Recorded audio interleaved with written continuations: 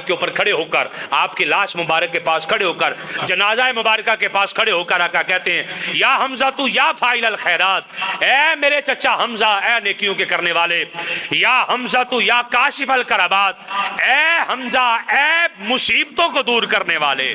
جس کو رسول اللہ کہہ دے مصیبتوں کو دور کرنے والا ہے، جس کو رسول اللہ کہہ دے نیکیوں کو کرنے والا ہے، جس کو رسول اللہ کہہ دے وہ اللہ کا شیر ہے اور رسول اللہ کا شیر ہے۔ پیچھے میرے خیال سے کوئی حمد رہ نہیں جاتی۔